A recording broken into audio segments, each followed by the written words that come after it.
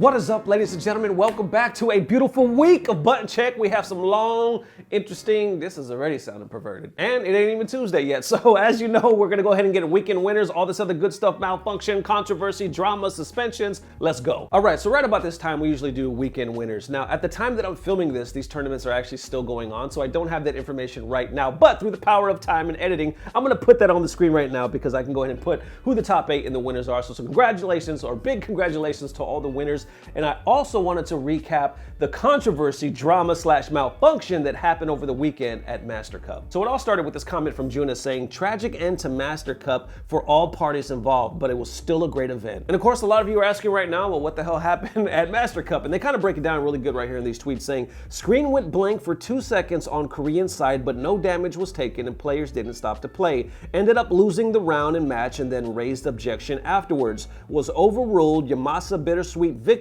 avenging their dramatic GF loss of last year. And then Gerald Lee, y'all know and love Corey Gaming, he says, apparently he raised his hand when the screen turned black, but kept playing after it came back on. If it weren't for a captured footage by John Ding, there'd probably be no evidence of it. In response back to Gerald saying, raised his hand, but then realized no damage was taken by his character and chose to continue playing. If he ended up winning, his opponent shouldn't have been able to argue for a run back because of the blank, and neither should Low High be able to argue for that after the round. So basically, here's a little clip of the video. Let's watch this real quick.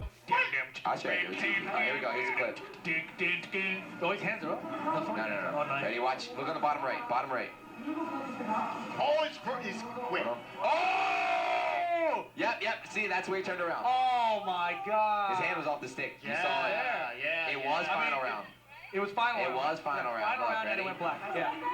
Okay, well, if it malfunctioned for that long, you know, it is a distraction, it's a momentum killer. What do you do at that point? You can't really penalize anybody or give the round to anybody. The only thing you could really do is do like a reset or like have them run it back, right? And on that note, it seems like the Evo King, Mr. Wizard, actually agrees with that logic. He says, horrible ruling for a big tournament like Master Cup. Run it back when hardware fails is the only call. But you actually have people that disagree with that logic. They say, no, I disagree. It is a responsibility of the player to raise an issue the moment it occurs. He tried to keep playing, so he lost the right to complain. But then Mr. Wizard responds back to that saying, there should have been a judge that stepped in to handle it. No excuse for the TO to not intervene. And then of course people kind of took it from there and started posting like Master Cup drama, what the hell is happening? Some people went as far to say that this actually tarnishes the victory because of this glitch. Like people like Chris here that said the cabinet screen blackout really tarnished the impact of Team Yamasa's win for Master Cup 10. Now this one was very interesting to me and caught my attention. Technically it's not FGC, but it is of course gamer news, and I wanted to cover it not only because of that, but also because of the controversy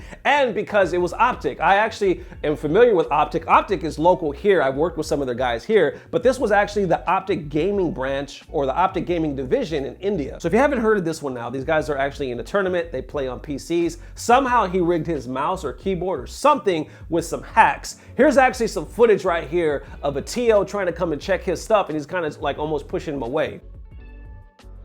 So right there, you gotta see like the dude doesn't want him checking his stuff, or he's trying to do or change some shit. It's just very, I don't know, it's very grimy. And the sad part is a lot of people in this community already knew that, yo, this dude is a cheater. Like Hansel right here says, LOL Forsaken from Optic India finally caught cheat on LAN. Most of us already know that he is cheating from So Strong Next. GG, so embarrassing. And then Dustin actually brings up an interesting statement right here. He says, the entire team has now been cut. This goes to show that cheating just doesn't affect you. It can ruin the lives of your teammates and leave a black mark on your entire scene. Valve needs to ban Forsaken ASAP. And basically after that, the team came out with a statement saying that he was going to be banned and that they actually weren't aware of the cheats and what was going on. But people like Mr. Dale Hicks bring up interesting points saying there have apparently been accusations that he's been cheating as far back as 2016. Surely they would have noticed. Now this one's a huge one, ladies and gentlemen. I wanted to end it on a positive note here. This one, Nike.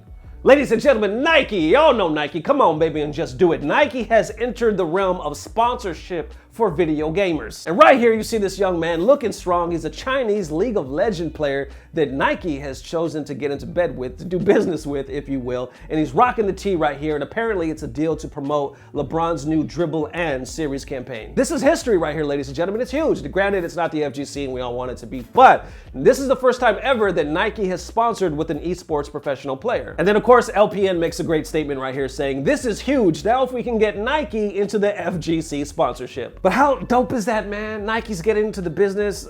What is the secret, ladies and gentlemen? A lot of us just say the FGC is what it is. It'll never be any bigger, no matter what, no matter esports, yada, yada, yada. And other people say, no, look, there's hope. There's hope, there's this. Maybe Street Fighter 6, maybe teams, maybe something, I don't know. Who knows what the future has for esports and huge sponsorships like this for the FGC. Does this show hope? Do you guys think this shows any hope? Thank you guys for watching. Hope you enjoyed the video. Let me know what you guys think. Number one, do you think that a TO actually should have been intervened? And do you think they're to blame for the glitch and the fact that they didn't run it back? And number two, do you think it's proper justice for that whole team over there at Optic India to get suspended or whatever they got, as opposed to just the one guy that got caught with his cheats/hacks? And three, does this show any hope for the FGC? Is there any hope for the FGC? Now, I'm not saying period, because obviously FGC ain't going nowhere, baby. We were here before, we'll be after before. But as far as big money sponsorships, is there light at the end of the tunnel since other games seem to be getting the success? Granted, I know our numbers need to get bigger, and I'm starting a whole nother conversation right now, but what do you guys think with this? Do you think that a new Street Fighter or their changes and yada, yada, yada in the future could give us something like this? Thank you guys for watching. Hope you enjoyed the video. I'll see you bright and early on time tomorrow morning for that first cup of coffee. See y'all soon. Peace. Blah, blah, blah. Subscribe.